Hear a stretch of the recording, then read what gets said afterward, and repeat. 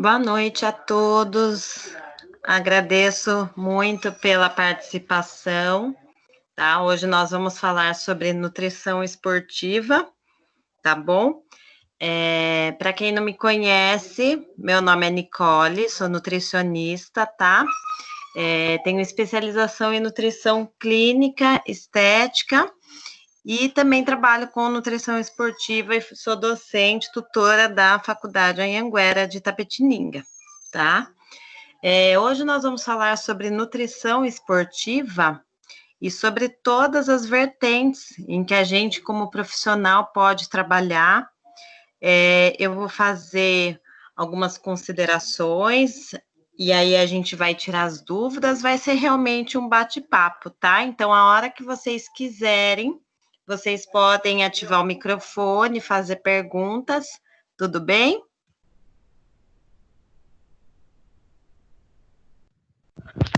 Sim, tudo bem. Tudo bem.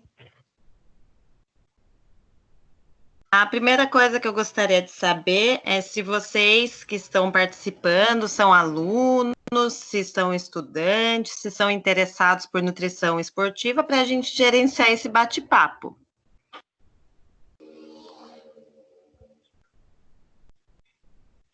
Eu sou aluna. Esse bonequinho sou eu, a Vivi. Eu também. Oi, Vivi, eu vi a Carla aí também, né? Boa noite para vocês. Já estou com saudade das aulas de vocês. Pois é. Ana Maria, eu sou aluna. Eu sou aluno. Aluna também. Eu também sou aluna.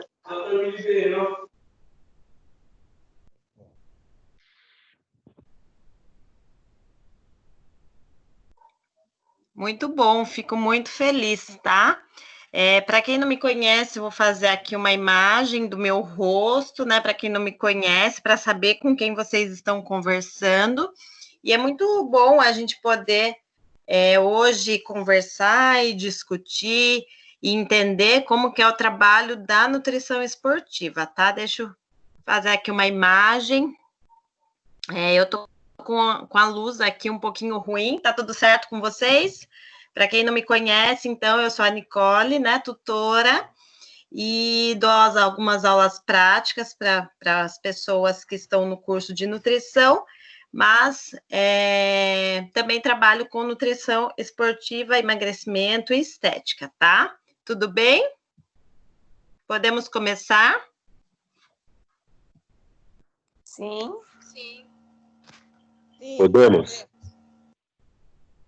Ótimo, então vocês podem me pausar a hora que vocês quiserem, tá? Eu acho que a Valdiceia levantou a mão, quer falar alguma coisa, Valdiceia?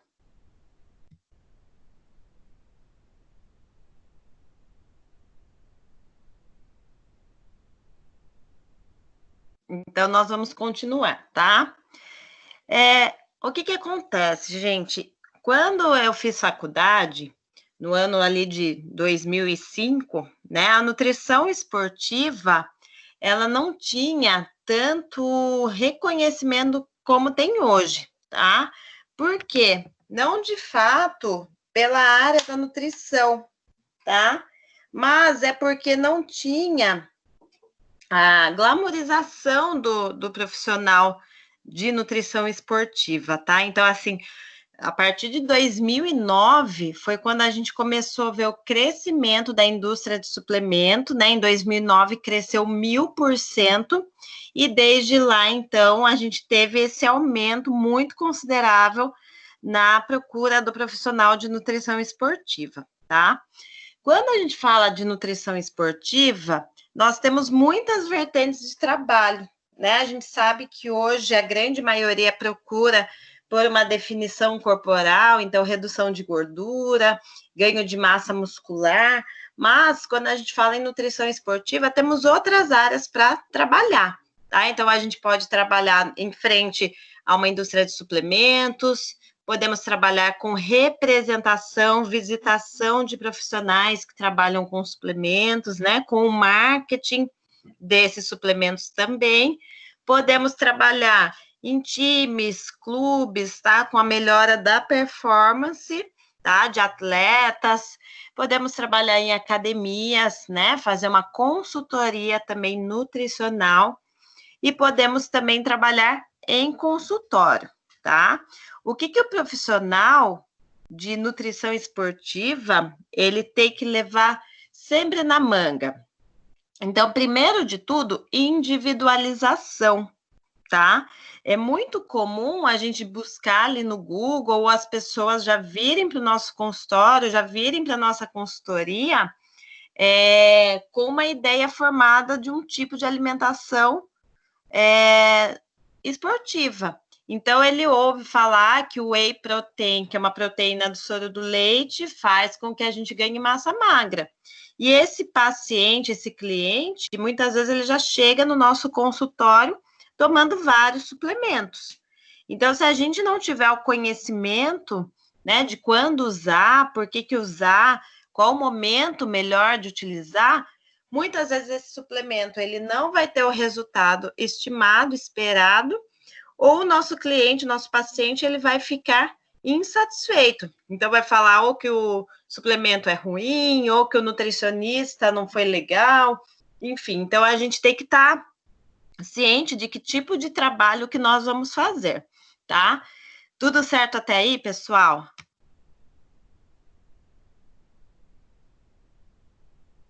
Sim. Alguém quer fazer uma observação? Alguém quer fazer uma pergunta sobre a área de atuação? Tudo certo, tá tranquilo.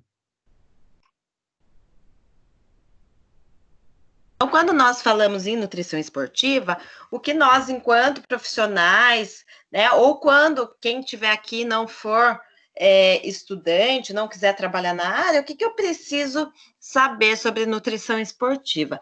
Primeiro de tudo, que nutrição esportiva não é receita de bolo.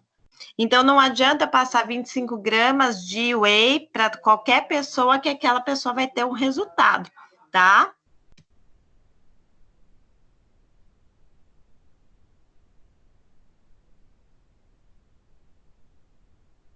Um minutinho, pessoal, que ficou aqui, meu microfone, peraí, que ficou no mudo. Um segundinho, tá?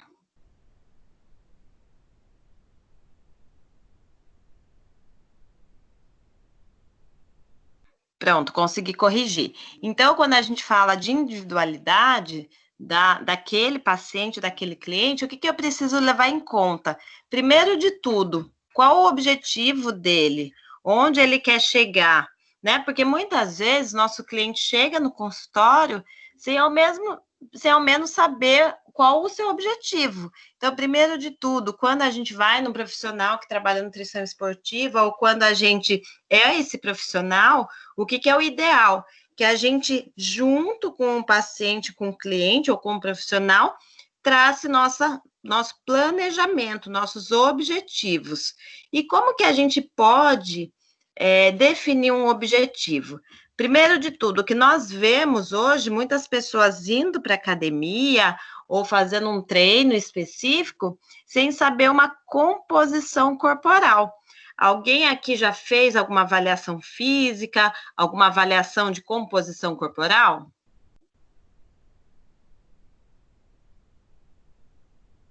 Não, professor.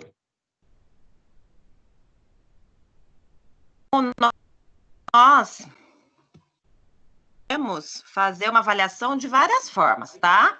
Hoje nós temos, né, a bioimpedanciometria, né, que é um aparelho muito utilizado, que através de duas correntes elétricas, né, a resistência e reactância, nós conseguimos avaliar essa composição corporal, tá? Então, no exame de bioimpedanciometria, nós vamos ter taxa de gordura corporal, taxa de massa magra e taxa metabólica basal. O que seria uma taxa metabólica basal? É aquela taxa de caloria gasta se uma pessoa, um indivíduo, ficar ali em repouso, deitado o dia todo.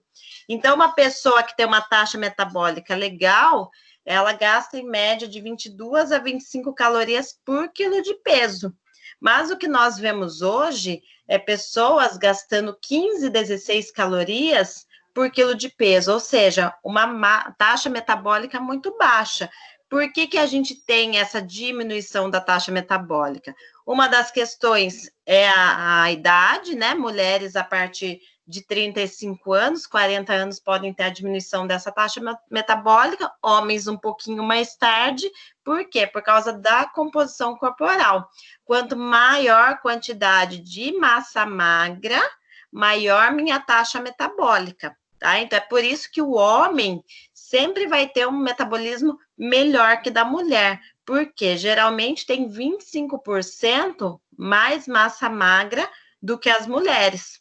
Tudo bem até aí? Sim. Tudo, tranquilo. Sim. Sim.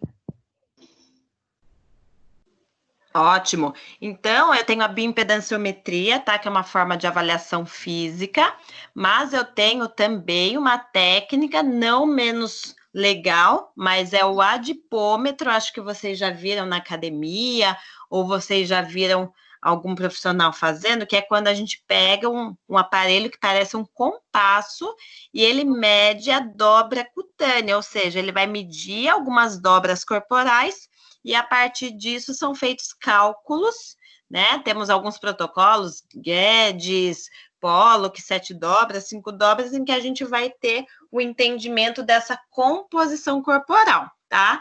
A diferença do adipômetro para a bioimpedanciometria é que o adipômetro, ele pode ter mais erros, tá? Por quê? Porque depende de alguém realizar, tá? E nós temos alguns estudos que para alguém ter uma mão, como a gente fala, boa para fazer o teste de adipômetro, ela precisa ter treinado pelo menos 1000 vezes, né? Então, muitas vezes, a grande questão de diferença de avaliação física é a mão da pessoa que está fazendo essa avaliação. Tudo bem até aí?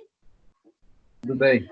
Hoje temos também no mercado um aparelho que se chama Bodymetrics, tá? Ele é um ultrassom em que a gente consegue avaliar essa composição de gordura subcutânea embaixo da pele, tá?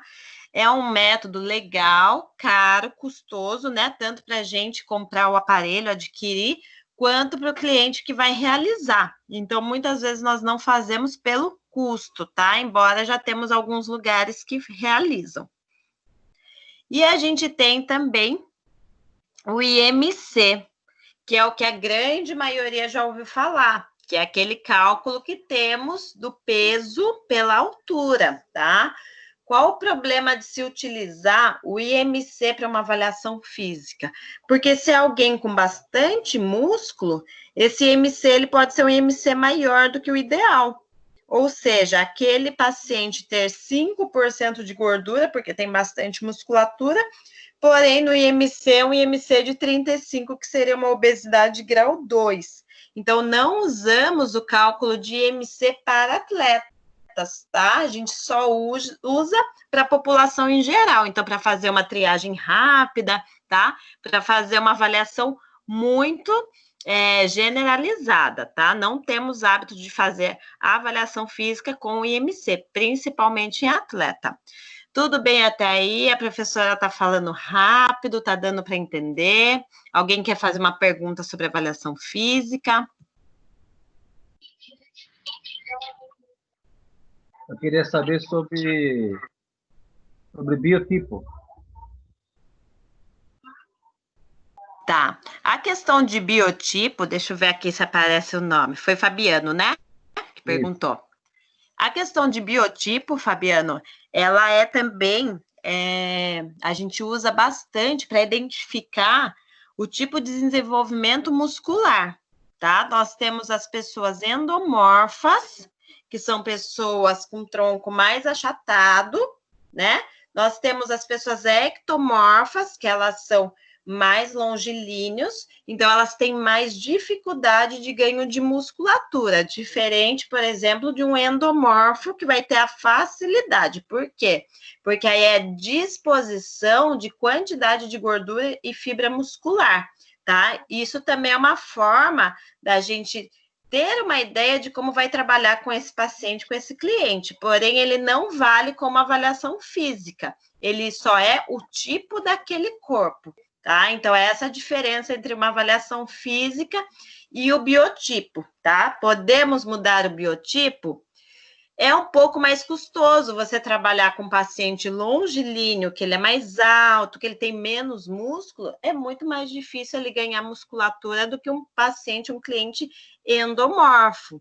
Porém, nós temos sim métodos, é mais custoso, mas nós conseguimos sim trabalhar, tá? Então, é um direcionamento. A questão do biotipo, ele não entra como uma avaliação física, tudo certo? Ok, tudo certo. Respondido, tem mais alguma observação?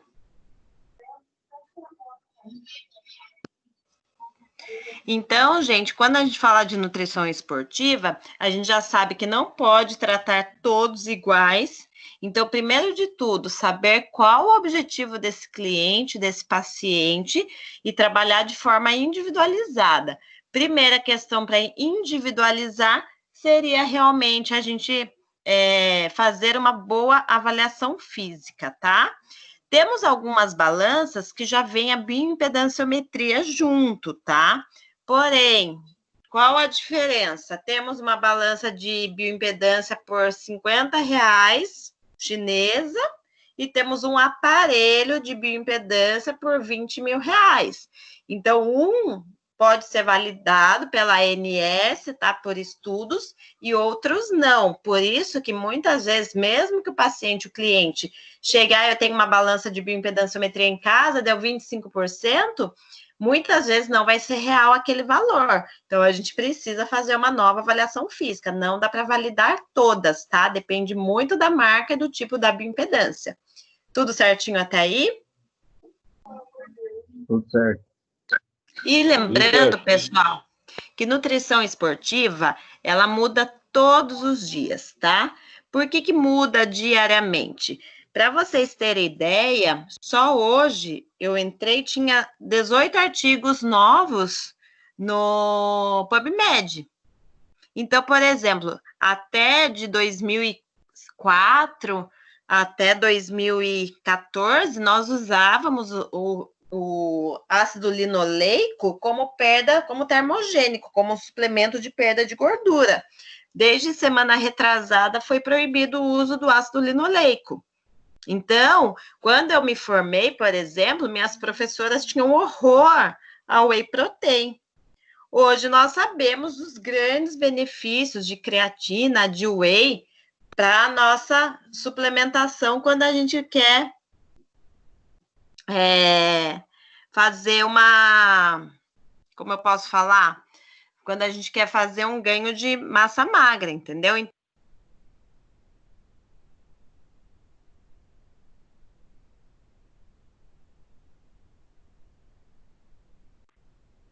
Você deixou mudo o seu microfone.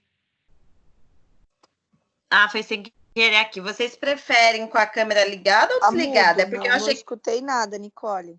Não escutou? Agora estão me escutando? Agora sim. Ah, sim. Tá. Eu perguntei se vocês preferem a câmera ligada ou desligada. Tá, deixa ligada, então. Ah, então eu vou deixar, tá? Sei lá, para mim, eu tô escutando no ouvido igual celular, acho que é melhor desligada, sei lá, não sei os outros. É porque tem bastante gente que usa no celular, né? Por isso que eu pensei. Mas se vocês preferirem, eu posso ligar a câmera também.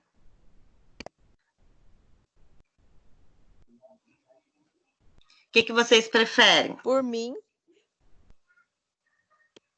Ah, tá de boa, então continua. Assim, tá. Eu acho que fica legal desligada, porque, né, eu queria ver a carinha de vocês também, mas se vocês quiserem, pode ser ligada, tá?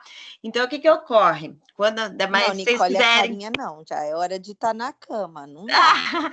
É porque tá todo mundo já no final do dia, né? Já tá todo mundo esgotado, mas eu prometo que a gente vai ser bem objetivo, tá? Que a gente não vai estender, é justamente um bate-papo mesmo para o conhecimento de nutrição esportiva, tá? Então, na minha época da faculdade, para vocês terem ideia, todos os estudos referiam uso de creatina com sobrecarga renal e hepática, ou seja, patologia, danos nos rins e no fígado, tá? A partir de 2008, foram feitos muitos estudos. Aqui no Brasil, a gente tem o Bruno Gualano, que é um pesquisador da USP, que ele só pesquisa creatina. E nós temos muitos estudos em ratos, em seres humanos, em que o uso da creatina, ele não vai ter interferência renal nem hepática. Então, por isso que quando a gente quer trabalhar com nutrição esportiva, precisamos ficar cientes de todas as atualizações. Antigamente se usava 3 gramas de creatina, né, que é um aminoácido, por quilo de peso. Usava-se por 21 dias, depois, que era uma dose de saturação celular, e depois fazia uso de 5 gramas, que era uma dose única, todo dia. Hoje não. Hoje nós usamos de 3 gramas a 5 gramas, tá? Por total, não tem mais esse período de saturação, de usar 150, 120 gramas de creatina. Por quê? Porque foi desenvolvido novos estudos. Tudo certo até aí? Sim. Lembrando... Pode perguntar, alguém perguntou? Não? Tudo bem? Não, acho que não, mas a creatina, acho que a única situação é não deixar de tomar, né? Na verdade, gente, a creatina, eu vou até ligar a câmera aqui para explicar para vocês, tá? Que eu vou pegar aqui um exemplo, tá? Deixa eu ver, ó. Então, vamos supor que aqui eu tenho um copo, tá? E eu tenho um copo que eu estou colocando água, tá? O que acontece se eu colocar água num copo que já tá cheio? Transborda. Vai transbordar. Então, se a gente for pensar na nossa fibra muscular, na nossa célula, como um copo de água, o que eu preciso? Eu preciso encher esse copo que já tá cheio ou eu preciso encher esse copo que tá vazio?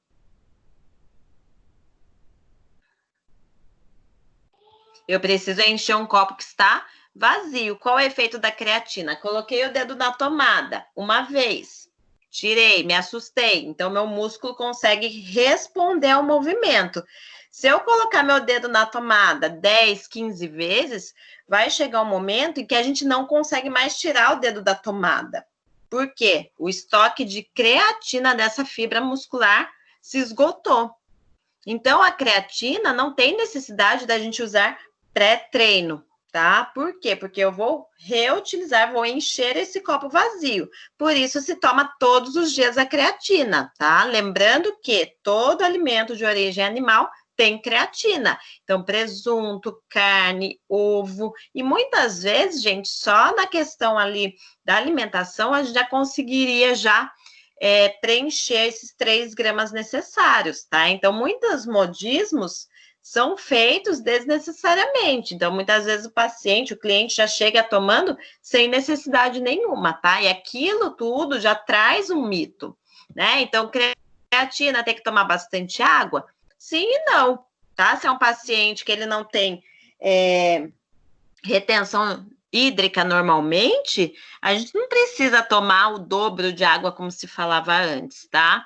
Então, quando a gente fala de nutrição esportiva, é justamente essa questão. Não é uma receita de bolo. Então, creatina é bom? É ótimo. Para quem? Para que tipo de paciente? Whey protein é bom? É, mas se é um paciente que ele tem intolerância, alergia a leite, nós não vamos poder usar whey. Se é um paciente vegano, não podemos usar whey. Eu vou usar uma proteína da ervilha, do arroz, da soja, mas eu não vou usar whey protein. Então, por isso que nós temos que ter um entendimento de vários grupos, de vários suplementos, e para quando usar esse suplemento, tá?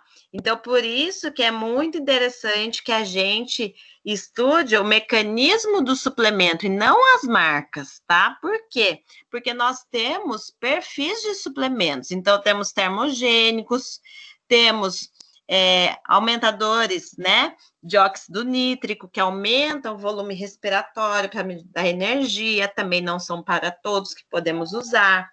Temos os tipos de suplementos termogênicos, com cafeína, com teacrina, né, com chá verde, que eles são usados, né, para melhora do gasto calórico, mas nós temos também suplementos, por exemplo, para o sistema imunológico, como a glutamina, né? A glutamina, muitas pessoas acham que é um suplemento que ele vai fazer com que a gente ganhe massa magra, porém não. Qual o efeito da creatina?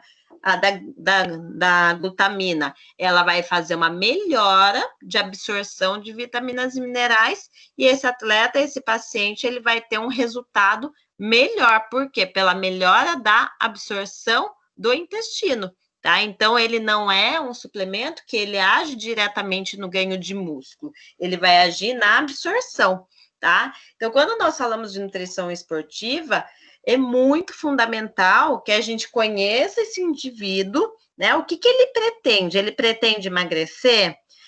Ele pretende emagrecer e perder gordura e ganhar massa? Ele pretende só ganhar massa? Né? Então, quando a gente está trabalhando nutrição esportiva, não tem como também a gente não pensar que é um paciente de clínica, né? Eu não vou, por exemplo, colocar bastante carboidrato numa dieta de um paciente que está pré-diabético.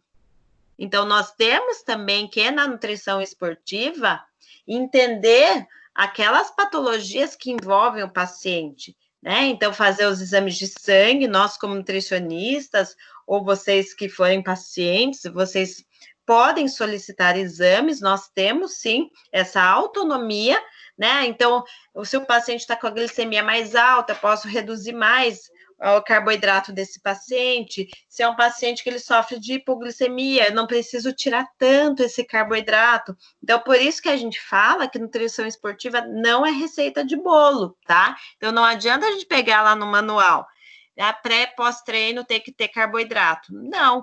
Até então, nós tínhamos, há umas 3 semanas, nós tínhamos protocolos que a gente sempre colocava carboidrato no pós-treino. Para quê? Para que não perdesse massa magra. Faz 3 semanas que nós temos estudos muito novos e conclusivos que não necessariamente eu preciso de carboidrato no pós-treino, tá? Outra questão é o treino em jejum. Antigamente, há 3, 4 anos, a gente não falava, enquanto nutricionista, de um treino em jejum. Hoje nós sabemos de muitos benefícios para a perda de gordura, em alguns casos o paciente treina em jejum. Então, nós temos que entender que temos essas diferenciações e conceitos que vão se atualizando, que vão se moldando de tempo a tempo. Tudo certo até aí?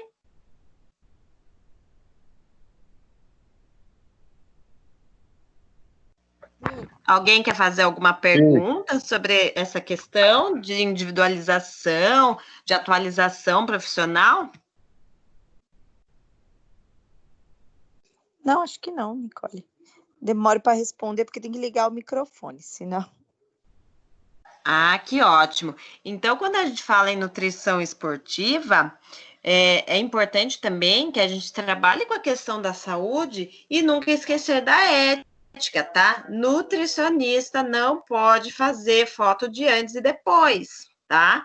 Até semana passada, uma pessoa falou assim para mim, Nicole, por que você não põe foto de antes e depois no Instagram de paciente? Não podemos fazer isso, tá? Mesmo que seja um paciente que veio por estética apenas. Então, nós, enquanto profissionais, não podemos colocar foto de antes e depois, tá? Falando de nutrição esportiva também, então, o que a gente precisa? Entender, né, como que está essa composição corporal desse paciente. Segundo, que tipo de dieta eu vou utilizar? Será que vai ter necessidade de suplemento? Será que não vai ter necessidade? Quando que a gente utiliza o suplemento? Quando aquele paciente, ele busca uma dieta, quando ele já está seguindo uma dieta, então o suplemento vai ser um adicional. Eu sempre falo, o suplemento é cereja do bolo, não é o princípio, tá? Quando a gente fala de nutrição esportiva, 70% tem que ser do treino. Não adianta o paciente usar suplemento importado, o melhor suplemento que tem no mercado, e ele ir para a academia ficar tirando foto para Facebook e Instagram. ele não vai ter resultado. Então, tem que sim ser focado com esse paciente, quantas vezes ele está indo para academia, se ele está fazendo a dieta certinho, fazer uma dieta certinha é 80%, menos de 80% não vemos resultado, tá? Porque muitas vezes a pessoa faz certo de segunda a sexta, sábado, domingo, a pessoa bebe, vai para balada, né? Lembrando que nutrição esportiva nós temos que ter resultado se seguimos 3 questões. Primeiro, alimentação. Segundo, a prática da atividade física. E terceira, o sono. Não adianta um paciente, por exemplo, querer um resultado rápido se ele trabalha no terceiro turno. Não vamos ter um resultado rápido. Então, enquanto profissional, temos que conhecer bioquímica, tá? Para entender a forma daquele suplemento agir, fisiologia, tá? Que temos que entender o funcionamento do nosso corpo, tá? E a interação entre suplemento, hormônios, né? Porque, vamos supor, a gente pode atender um paciente que ele quer fazer uso de anabolizante, e nós não podemos interferir nessa escolha. Mas eu tenho que saber, por exemplo, que se é uma mulher que está fazendo um ajuste hormonal para o ganho de massa, nós podemos sim interferir na alimentação. Então, evitar alimentos à base de soja, porque pode aumentar o risco de câncer. Então, quando a gente fala de nutrição esportiva, nós temos que ser muito individualizados, tá? Individualistas. Não dá para a gente colocar todo mundo no mesmo grupo. Se eu trabalho com uma pessoa que vai 3 vezes na semana na academia, eu vou fazer uma dieta que não necessariamente a gente precise pesar tudo que vai comer.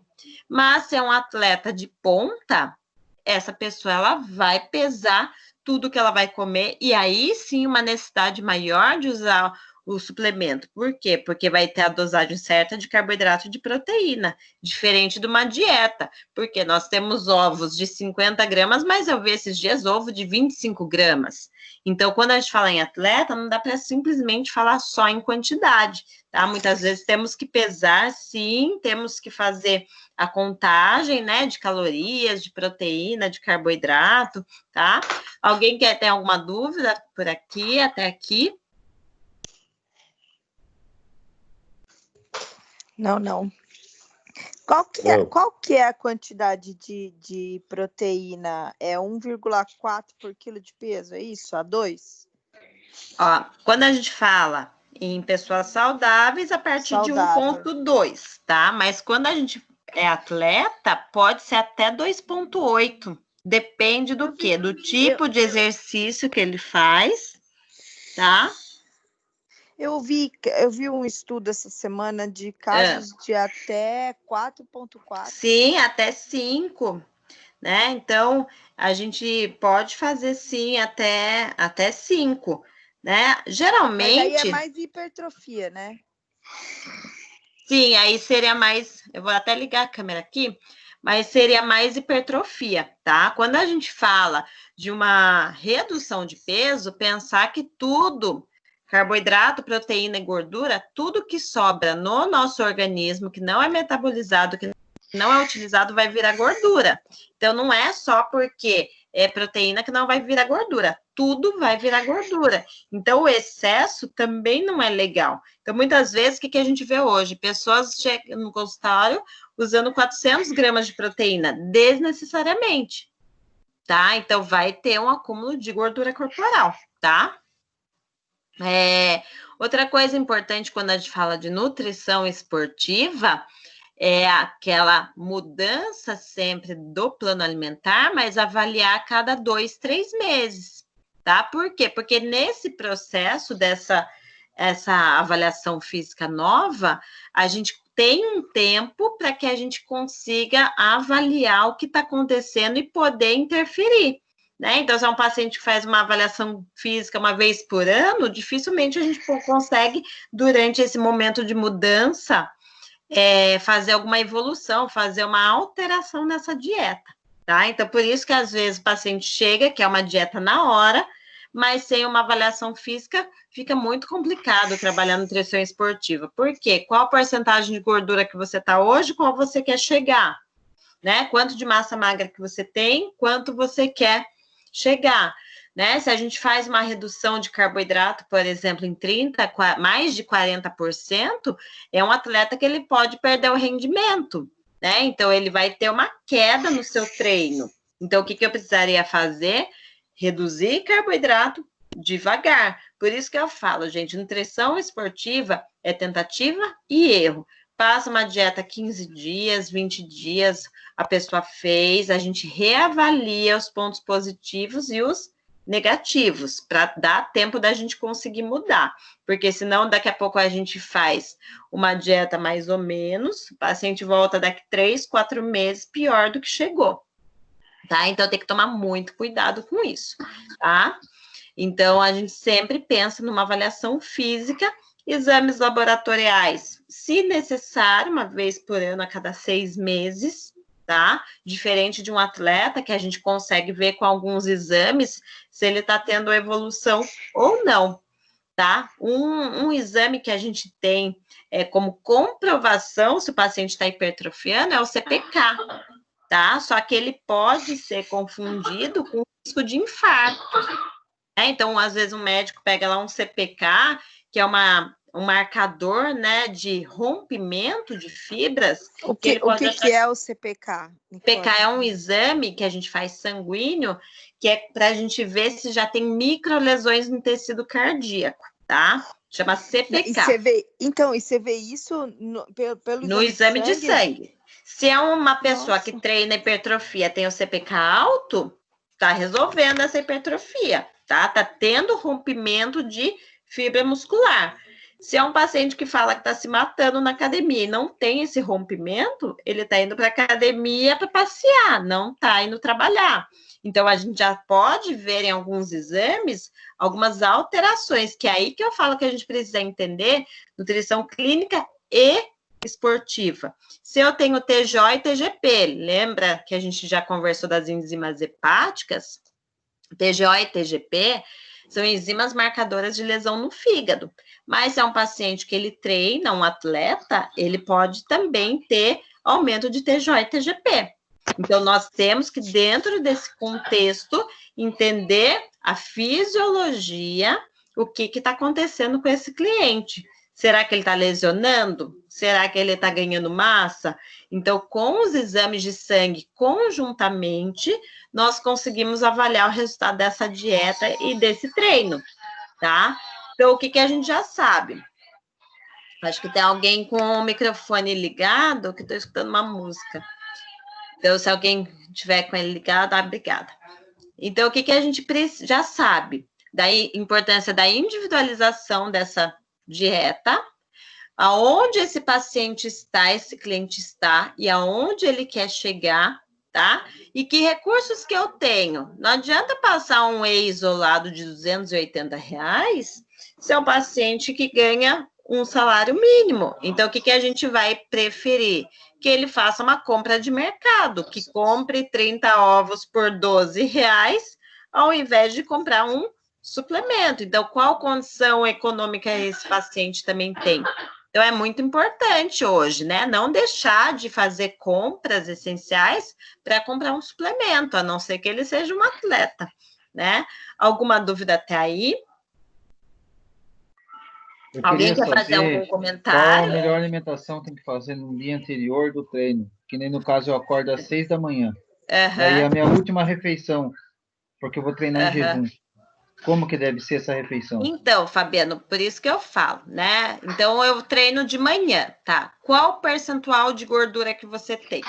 Se você tem uma porcentagem de gordura alta, seria legal no dia anterior você não comer, por exemplo, carboidrato, você comer só proteína e gordura, para que você tenha energia para trabalhar, para fazer seu exercício sem gastar aquilo que você comeu, aquilo que está armazenado.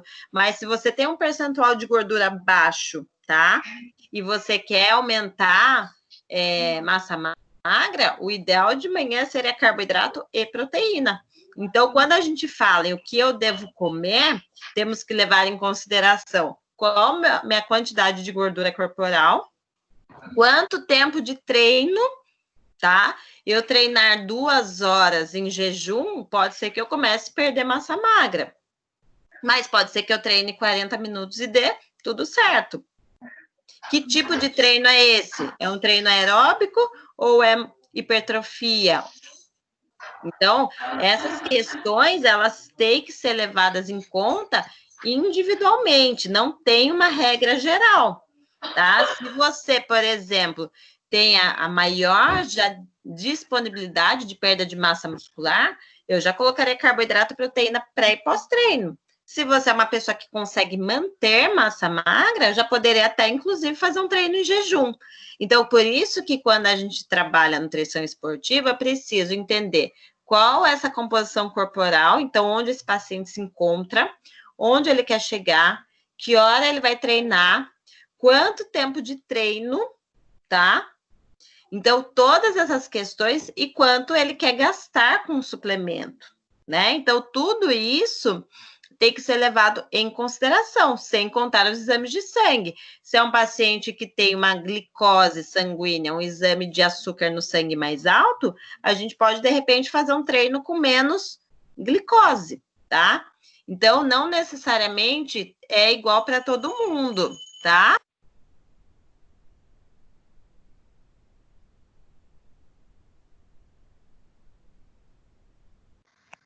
Alguém tem alguma dúvida? Alguém quer fazer uma observação por hora? Você sumiu aí.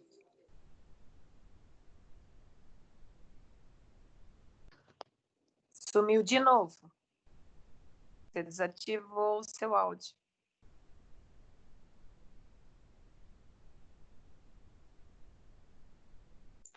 Sumiu, Nicole.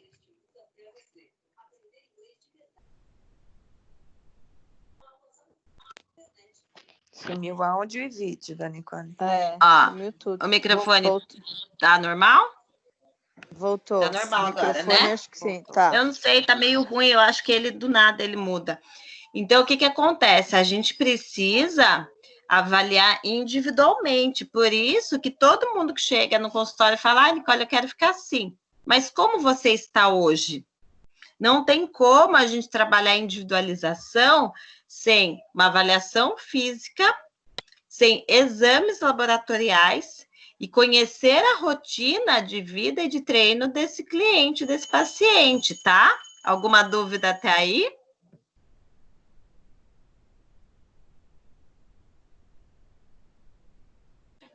Pessoal, se vocês quiserem saber mais a fundo sobre algum motivo, a gente vai vendo, já vai falando, tá?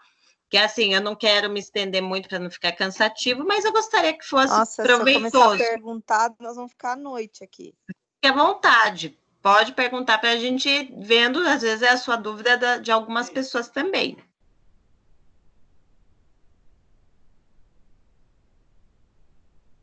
Não quer perguntar, não? Não, amor, pode ir. Tá? Eu vou indo. Vai indo? Vou indo, você vai falando, eu vou pensando. Tá. Vai. Então, e outra coisa que a gente tem que pensar, né, que é a gente não pode colocar a nutrição esportiva acima da nutrição clínica, acima de sermos os mudadores, os planejamentos, né, de uma nova composição corporal, a gente sempre tem que lembrar que a gente é da área da saúde. Então, nunca a gente deve, né, pela ética, a gente passar por cima da saúde desse paciente para conseguir a questão estética, tá? Então, muitas vezes a gente tem que falar, olha, até aqui eu posso te ajudar, a partir dali não faz minha parte mais, entendeu? Então, a gente tem que ser um pouquinho incisivo, inclusive porque as pessoas já vêm com pressa, as pessoas querem ter mudança em 4 semanas, e não é possível. Toda mudança, ela começa com pelo menos 12 semanas. Então, a gente nunca deve incentivar que a pessoa queira mudar rápido da noite para o dia, até mesmo porque tudo que é tão restritivo de uma hora para outra perde o valor, perde o significado, tá? Então, ele pode ter realmente uma mudança considerável em 2 meses, tá? porém, não menos do que isso. Então, a gente não pode prometer uma mudança rápida, tá? Outra coisa que, enquanto prescritor, não podemos é prescrever uma marca exclusiva de um suplemento e nem fazer propaganda dele. O que a gente vê hoje nas redes sociais, principalmente, pessoas fazendo marca, fazendo propaganda, indicando só aqueles suplementos, e não podemos, tá? Não podemos. Pelo menos, se eu quero colocar uma marca de um suplemento, eu tenho que colocar pelo menos 3, tá? Lembrar sempre que a gente é um cuidador da saúde, a gente não pode pensar no lucro, não podemos receber, né? Não podemos receber dinheiro de farmácia de manipulação e nem de empresas de suplemento para que a gente só faça a prescrição do produto deles, tá? Mas é muito comum esse tipo de proposta também para a gente, tá? Tudo bem até aí? E depois que o paciente... Boa noite, Nicole. Tudo bom? Aqui é a Maria. Oi, Maria, tudo bem? Fique à vontade. Quer comentar alguma coisa? Quer perguntar? Eu queria me informar, no caso de uma alimentação para um atleta que seja cadeirante, no caso, né? E um atleta, vamos supor, um jogador de futebol que pode ter uma atividade totalmente diferente. Nesse caso, o que seria feito? Olha, nós temos protocolos de avaliação física exclusivos, tá? Para atletas em condições especiais, tá? Então, assim, nós temos métodos de avaliação. Bioimpedância serviria, tá? Se eu não tenho uma bioimpedância, por exemplo, eu poderia fazer as dobras cutâneas desse atleta, tá? A partir disso, qual a diferença? Porque um atleta que é cadeirante, ele vai usar mais as mãos, os braços. Já um atleta, jogador de futebol convencional, ele vai usar as pernas também. Então, o que a gente precisaria? Num atleta de tiro, né, como a corrida, o futebol, que são rápidos tiros que o atleta precisa dar, então um rápido deslocamento, a gente precisaria mais visar a questão de carboidrato, de energia e de reposição depois de proteína. Mas se a gente for pensar num cadeirante, num atleta cadeirante, é um atleta que ele vai usar mais a força do que a rapidez. Então, a gente precisaria visar o quê? Proteína, carboidrato, principalmente durante o treino, durante a partida também. Então, quando a gente fala de conhecer, né, a questão de fisiologia, inclusive do exercício físico, é muito interessante, porque a gente consegue, no mesmo tipo de modalidade, essa diferenciação. Entendeu, Maria? Deu para entender? Ficou claro? Ficou sim, obrigada, viu? Imagina. Alguém tem mais alguma pergunta?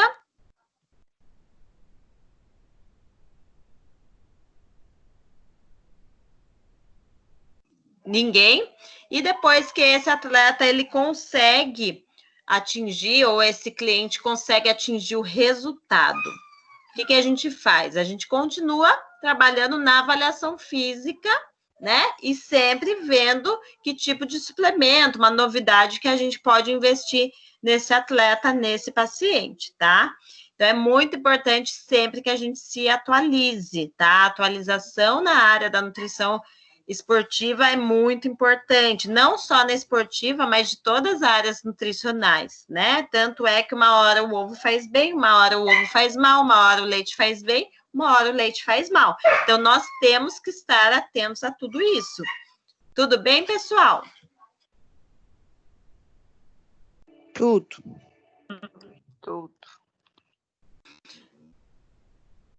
Alguém tem perguntas? Você prescreve ovo ou leite hoje, Nicole? Ou não? Você é a favor ou não? Sempre prescrevi leite. Mas aí que a gente fala da individualização. Se é um paciente que já tem desbiose, ou seja, que o intestino dele já está desequilibrado, nem que a gente retire um tempo e teste depois, tá? Ou se é um paciente intolerante, a gente não vai usar, nem alérgico, não vai usar leite. eu, Nicole, prescrevo, tá? Leite, iogurte, então, queijo. mas como recuperação muscular? Sim, não, depende para que tipo de...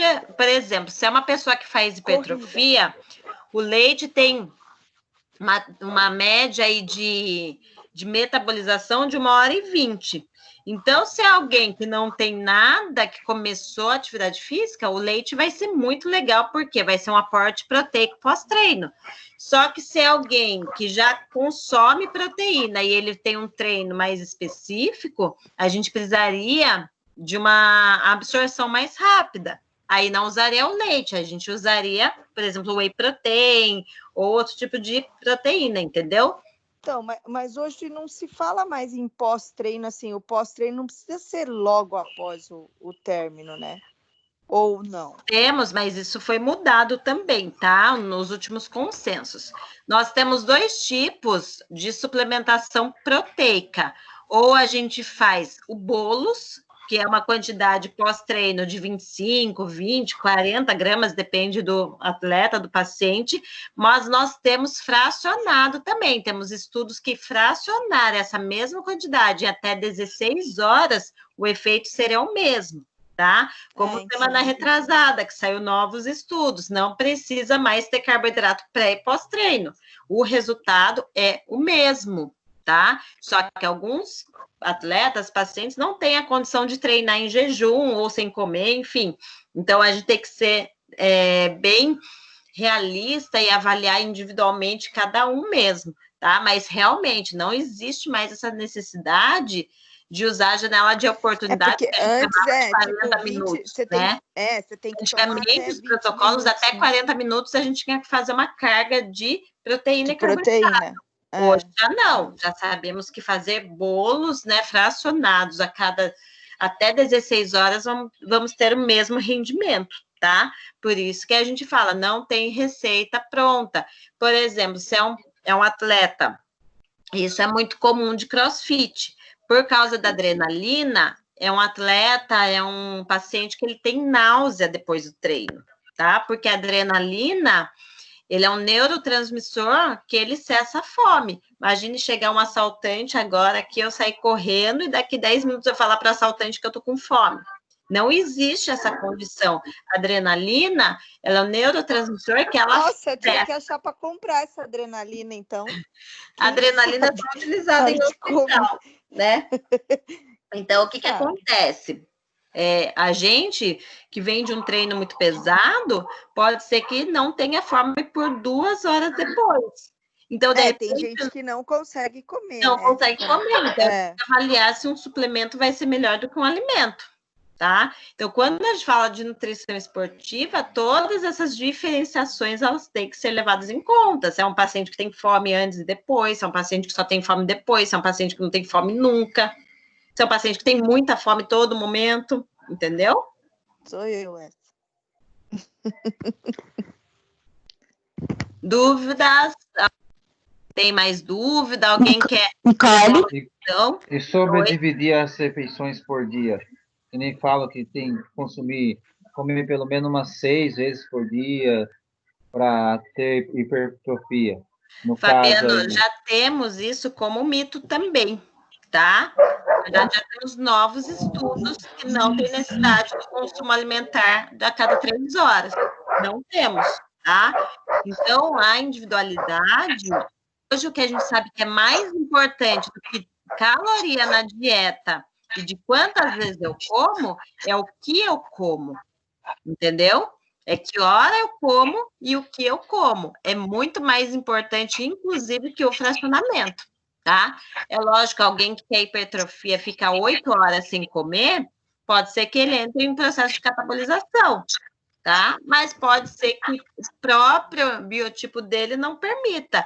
Então, aí a gente vai conhecer o paciente. Então, vamos prescrever uma dieta, daqui 15 dias, 20 dias, ele retorna ao consultório e vemos se aquilo que a gente aplicou fez sentido para ele, teve uma resposta, tá? Por isso que eu falo, não é receita de bolo. Mas quantas gramas de proteína o corpo ele absorve por refeição? Porque eu vi lá que... Por refeição. que às vezes se você consumir muita proteína numa refeição, pode ser que o corpo não absorve tudo naquele momento e acaba desperdiçando a proteína. Na verdade, a gente vai ter um esgotamento dessa proteína, igual eu expliquei do copo vazio e cheio. Por isso que o ideal seria realmente que a gente fracionasse essas refeições, tá? Porém, por exemplo, vamos colocar Ronnie Coleman, tá? Que é um bodybuilding americano muito famoso.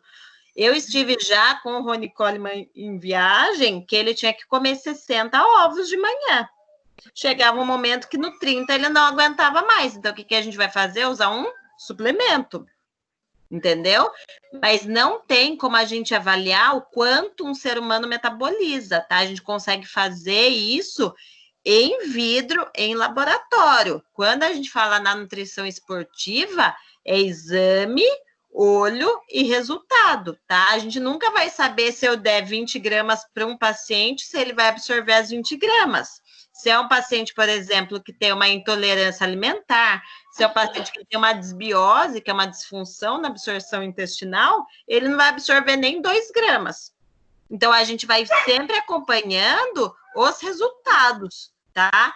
Não tem como você saber quanto alguém está metabolizando, quanto aquela pessoa está absorvendo, nem de carboidrato, nem de proteína, tá?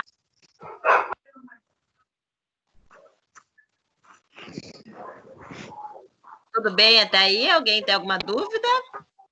Tudo bem.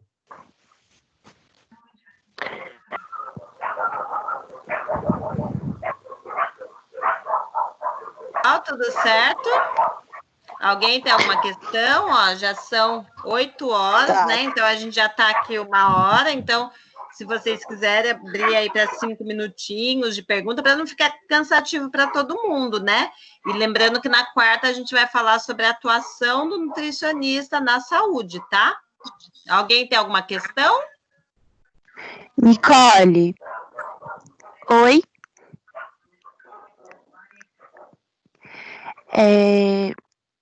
Em um cliente que chega para a gente e ele tem uma protusão discal. Então, ele não vai poder fazer uma atividade física que exija muito, né, pelo fato, com carga, né, coisas assim, e impacto. Então, vai depender mais da parte nutritiva, né? E Exatamente. Como seria? Aí, a dieta vai ser 70% do resultado dele. Então, a gente sempre vai deixar um déficit, porque não adianta a gente trabalhar com emagrecimento, pode ter 1000 nomes de todas as dietas. Trabalhar com emagrecimento é você trabalhar com déficit calórico e nutricional. Então, se você quer, por exemplo, que esse cliente tenha uma redução de peso, a dieta vai contar 70% e 30% aquele exercício.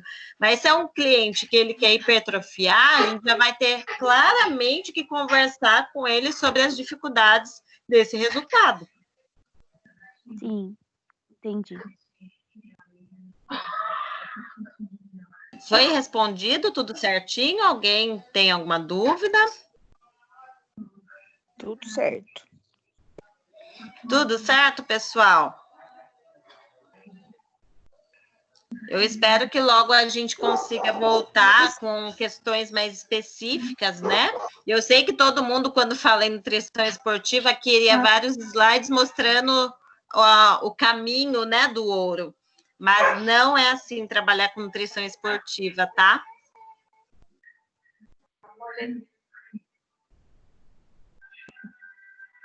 Tudo certo, pessoal? Sim. Eu agradeço a presença de todos, tá?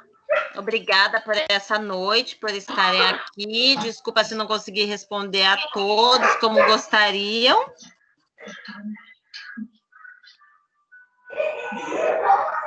Tá bom, pessoal? Agradeço muito. Tá bom. Boa noite. Okay, obrigado. Obrigada, Nicole. Boa noite. Obrigada. Boa noite. Obrigado. Boa noite. Tchau.